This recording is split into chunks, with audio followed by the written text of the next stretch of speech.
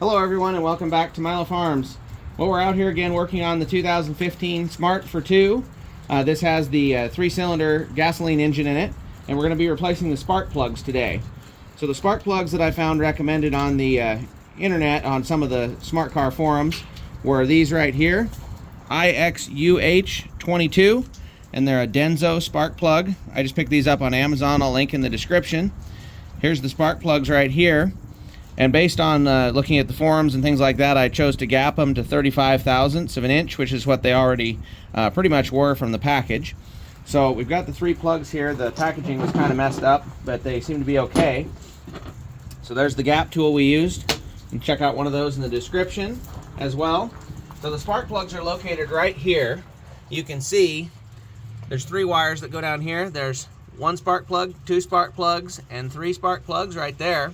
So to do that, what we're going to need to do is release the little clip on the coil wire, pull that out of the way, and then usually there's a little screw. Yep, you can see the screw right down at the very bottom back there. There's a screw. You'll take that out and then pull out this whole coil pack will come straight out. You want to make sure there's no dirt that goes down the spark plug hole at the time when you do that. So let's go ahead here and take a look and try to get these wires undone first. And then once we get that done, then we'll try to get the little bolts undone and go from there. So we're looking back in the back of the engine here. You can see the 3 coils across here. I've already loosened the plugs on all 3 of them and gotten them out of the way. This one over here has some stuff from the airbox in the way of it, so I'll have to pull that off once we get done. I've already got the bolts loose right here and here, and then this last one I had to take this pipe loose from the air pump that's over on the side and get it out of the way so I could get to the last bolt right down here. So I'll go ahead and get those all loosened up. So I got that last bolt loose, and we'll start with the center one. If you've got a lot of debris in this area or any dirt, you want to make sure you've blown that off. We already hit this with an air hose, so all the dirt that's left is kind of stuck.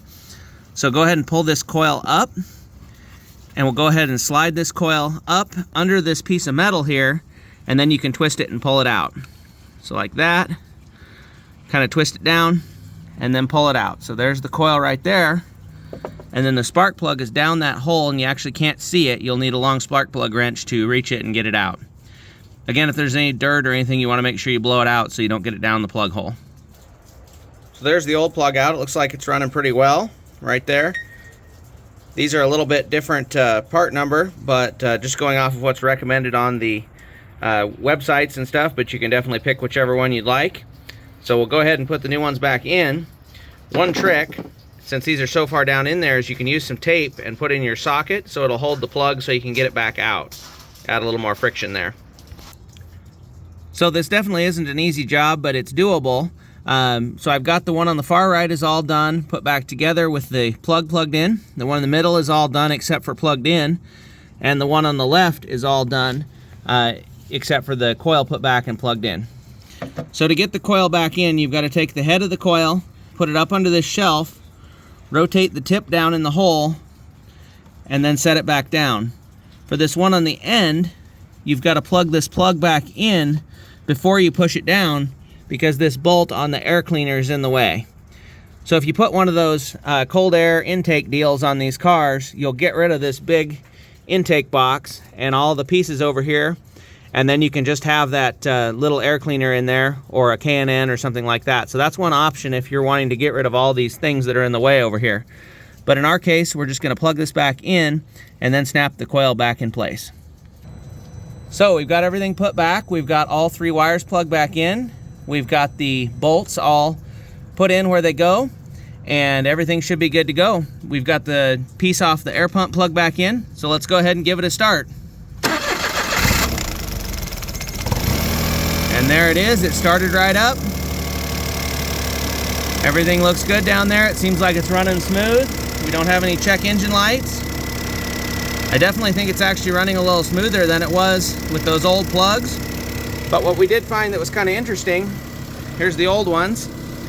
Number one, they were a different part number than what was suggested to put back in there. I'm going to have to look that up and see what the difference was and why that might have been. But number two, 2 of them were gapped to about 35 thousandths, and one of the plugs was almost touching maybe half of that distance, so that it was very close. So that was giving it some different potential ignition timing, possibly. I'm surprised it didn't have any other issues, but it definitely seems like it's running a lot smoother.